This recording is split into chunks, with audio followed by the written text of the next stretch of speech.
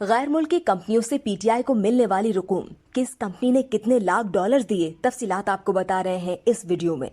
پی I آئی نے election commission of Pakistan کی جانب سے پاکستان تحریک انصاف کو غیر ملکی کمپنیوں سے ملنے والی رقوم کی فہرست جاری کر دی ہے۔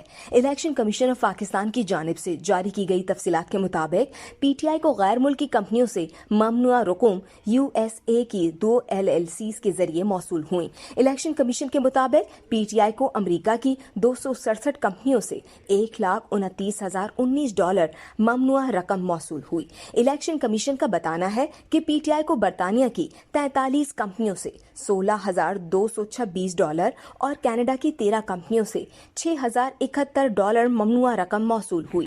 Election commission of Pakistan P T I آئی ممنوعہ فنڈنگ کیس کا فیصلہ سناتے ہوئے کہا کہ پی ٹی آئی نے ممنوعہ فنڈز لیے ہیں۔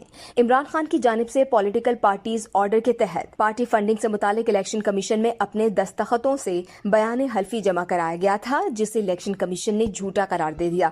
وزیر اعظم شہباز شریف نے اپنے بیان میں کہا کہ الیکشن کمیشن کا فیصلہ عمران نیازی کے خلاف چارج شیٹ ہے۔ عمران نیازی نے غیر ملکی فنڈز لیے، جھوٹا بیان حلفی جمع کرایا اور آئین کی خلاف ورزی کی۔ شہباز شریف نے کہا کہ آج ایک بار پھر ثابت ہو گیا کہ عمران خان سند یافتہ جھوٹے ہیں۔ قوم کو غیر ملکیوں کی فنڈنگ سے چلائی جانے والی عمران خان کی سیاست کے اثرات پر غور کرنا چاہیے۔